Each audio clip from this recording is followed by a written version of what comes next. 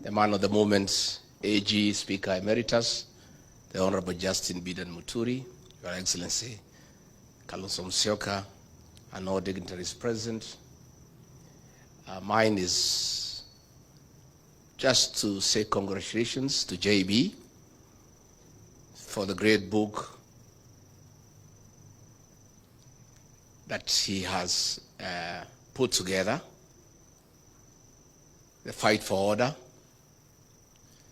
And JB, my brother, my kinsman, as a student of literature, let me confirm that is a great art of work. And in literature, you evaluate content and form. At the University of Nairobi in the 80s, there were two schools of thought on what defines a great work of art. One group led by the late Professor Chris Wanjara believed that a good work of art is content, what you say. Another group led by Professor Henry Dangasi believed that a good work of art is the form, how you say it. Reading this great book, I want to confirm that it is splendid in both content and form. You have told a good story, and you have told it well. JB Muturi, my brother, is a great friend of mine. We have come from far. We were trying to make Uhuru Kenyatta president in the year 2002, together with Murathe. Those days, I used to take Uji Murathe. I quit the club. I'm still told you are taking Uji in the layer. And we did not succeed. We proceeded until we made Uhuru Kenyatta president in 2013, and he became speaker. I joined him as a member of parliament in the 12th parliament, and we've been very close. Then we looked for government together. We were in the same cabinet. What JB has written here, especially the latter part, is true. And in the cabinet we served under Githinji, JB and I were the only true, honest people. When I left, he was left as the only one who is honest. When he left, there's nobody in that cabinet who is truthful. The rest are flower girls and yes sir. And this is a good story, and these stories must be told. I will be telling mine, but not now. I'm too busy. I have some work to do. But I'll be doing a good work on the route of betrayal as we go on. It's good to tell this story because JB tried to bring order to government like he had brought in parliament. And JB was a good speaker.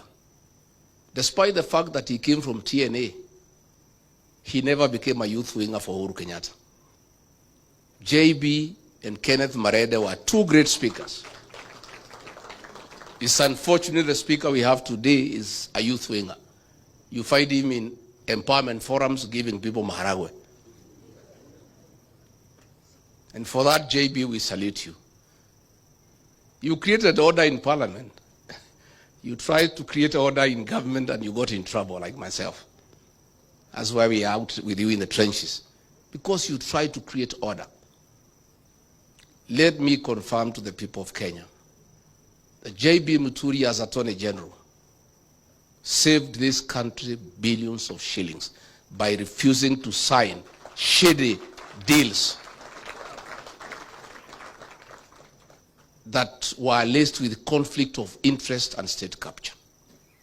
I remember when one day he was in Dubai and William Ruto called me very annoyed and very angry and full of abuse, abusing JB Muturi in all manner of abuses.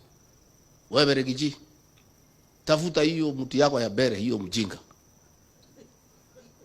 Bure kabisa hiyo mtu. Hii sanamu mlitoa wapi mliletea mimi as Attorney General? Tell him, nitafuta ye kazi. I'm telling him to do things he cannot do. Tafuta ye, si ni mtu ya kabila yako. Huyu Ruto anasema hataki ukabila. Tafuta ye and tell him to sign those things. Hey, I called JB. Hey, AG, where? Boss is burning. He is all over. Kwani umefanya nini? What have you done, my brother? You are in trouble. He said I was coming. I'm at the airport, and the boss has called me. I met some business people there and signed a contract on the runway. And I've said I can't. I need to look at the document, give it to people at the chambers, interrogate, and advise government whether it's in order or not. I cannot sign. So I called the president. I said, no. Boss, what you're asking JB to do is wrong. He's on transit, and he's being given documents by people he doesn't even know to put his signature as Attorney General that it is right. And he stood his ground. He was trying to call government to order. I remember one day we were in Naivasha for a conference for cabinet secretaries and principal secretaries. And William Ruto called me to his room again and abused me and my community because of JB Muturi. Hii mtu yako ya bere, buri. Ebu muite hapo mwambie hiyo vitu nimwambie afanye. And he should not tell me anything. I'm the president. I am not a lawyer, but I'm the president. What I want must be done in this country. Can you look for him and you get back here uniambie? So nikatafuta JB, nikaita yeye kwa room yangu. JB, again wewe, you have robbed my boss the wrong way. What's the problem? JB said he is asking me to sign a deal to buy land with the funds from the Settlement Trust Fund, SFT, for putting up an industrial park. This fund, by law, you can only buy land to settle squatters, to settle Kenyans who are landless. You cannot use it to buy land for any other purpose. I cannot do it as Attorney General.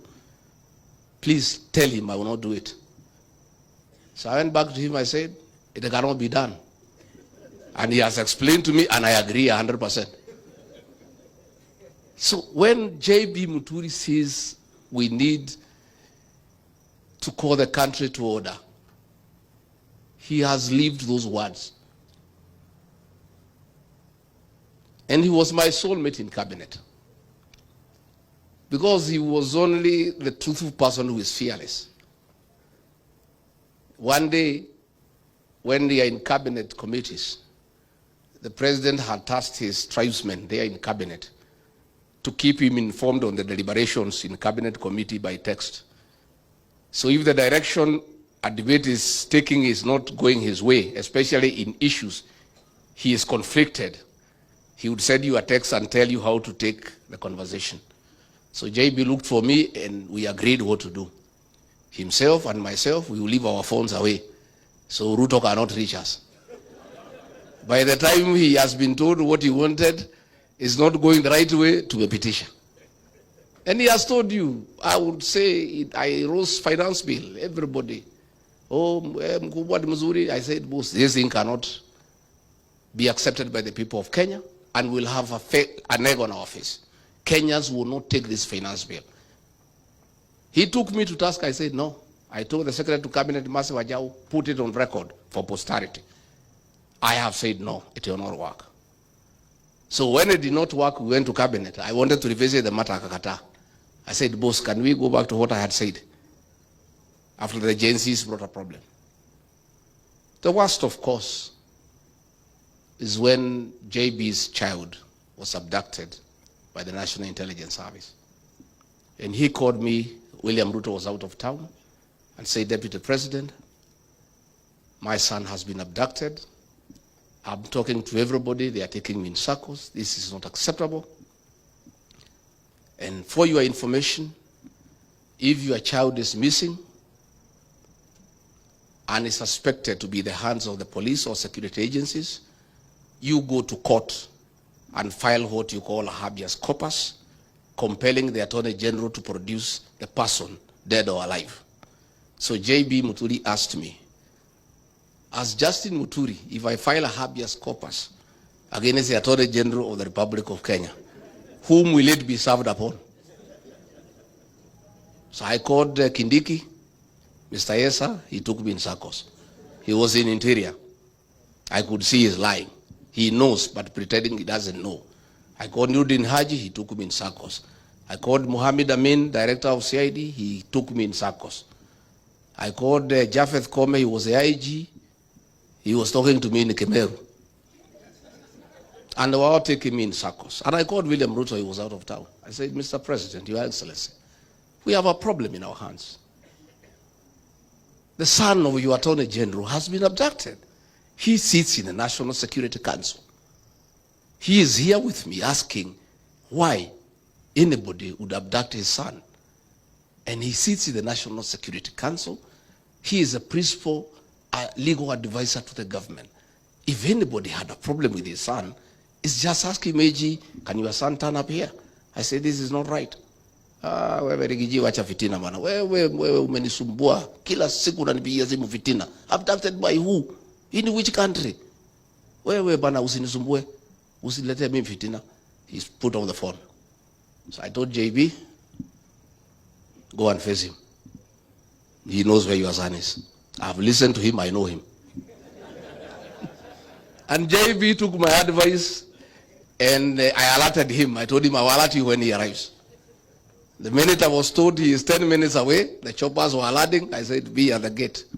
He went and faced him head on as a man. And JB Pongezi, that's the way to be a man.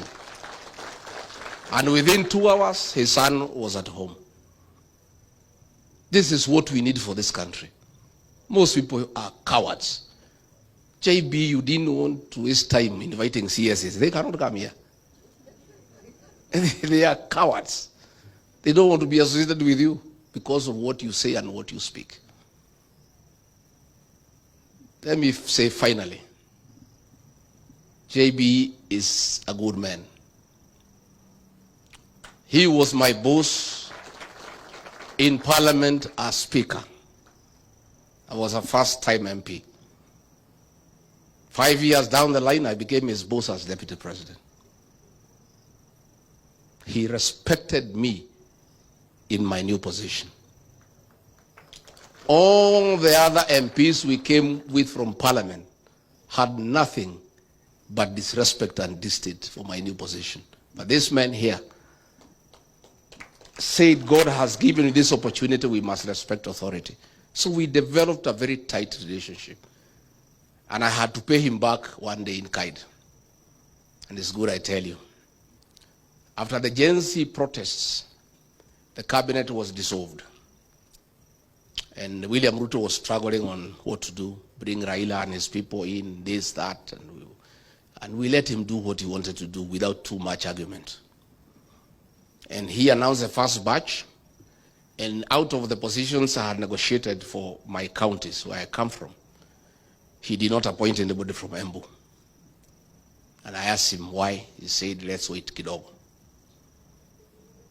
So, in the next appointment, the final one, he called me and Musalia so that we flank him to announce the last batch of cabinet.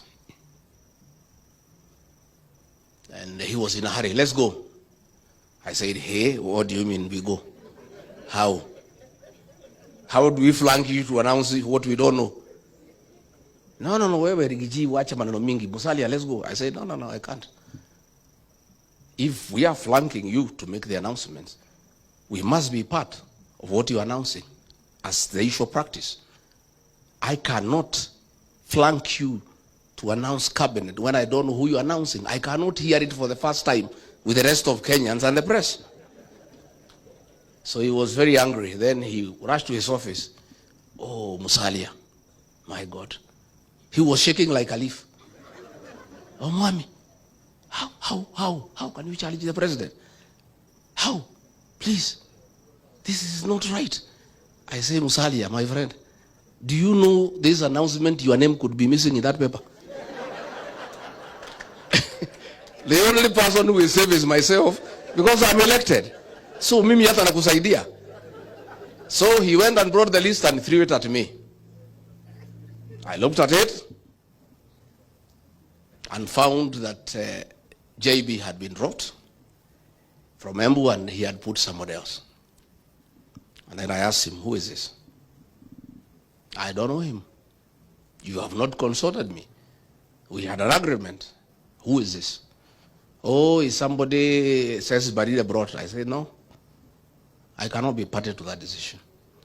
Because the other time, you appointed somebody from Meru. I did not argue with you. The people of Meru were asking me, who is this? I don't know. Where is this home? I have no idea. This person I don't know. So if that is your choice, go ahead and announce. I cannot accompany you to make that announcement. He said, wewe Riggy. Hii ukabila yako itakufikisha wapi? I said, Mr. President, I am not party to that decision. How do I accompany you to announce something I'm not part of? And the people of Embu will be asking me, who is this? But if I'm not there, just go ahead and announce. He kept quiet like 3 minutes. He said, he threw a pen at me. He said, toa hiyo mtu weka hiyo JB yako hapo. This JB, you are crazy about this JB. I said, but Mr. President, this is a good man. And I chair the cabinet committee. This is a solid minister. All the other people you are putting and you have returned, most of them are useless. I sit there and I have listened to this man. And he means well for this country. So why do you want to remove him? What is it that he has done? So he said, chukua. Mimi nikachukua kalamu, nikafuta hiyo mtu na kalamu ya wino, nikaweka Honorable JB Muturi. Nikamrudishia. But then I told him, because I know you, if we go there and you announce the other name, because I think that is what you want to do, I'll walk away when the press is live. So that's how JB Muturi got his job back. And after that, I was thrown away, and he followed me. I'm sorry I was not there to defend you another time. So I want to say, as we celebrate JB, this country is blessed with a great leader, a steadfast man, a great man. And JB Muturi, as you have been told to put order into this table.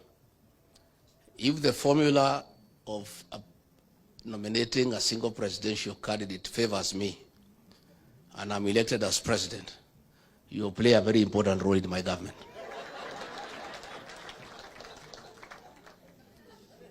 And for having been kind to me, when you asked me to step down my candidate with Senator Lene Kivuti, our senior elder, you know, in our community, we have seniority of elders.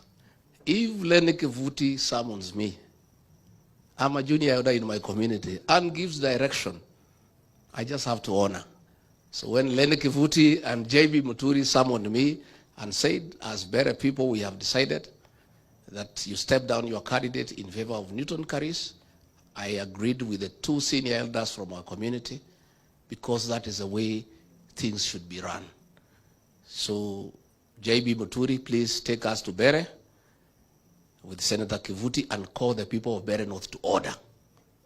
Because Kasongo has put 300 million shillings so far in that by-election. Senator Lene Kivuti, you must lead us there to rubbish that money in 6 hours. And in Bere North is where William Ruto must be taught how to put communities to order. And JB Muturi, mimi nakutakia mema. I'm sorry I've taken a little bit longer, but I wanted to tell you about this man. And where we are as a country, we need such people. JB Muturi and myself could not last in that government. The leader of that government is a pathological liar. I have actually serious doubt whether his real name is William Ruto. We are just too honest and too truthful. And for those we have joined hearts together, Stephen Kalonzo Musyoka, Fred Matiang'i, Eugene Wamalwa, Martha Karua, please get used to me and JB. will be very truthful to you. And always take it well, because we mean well for this country. And for you to help this country, you must be truthful, not only to yourself, but to the people of Kenya. Asanteni sana na shukuru sana.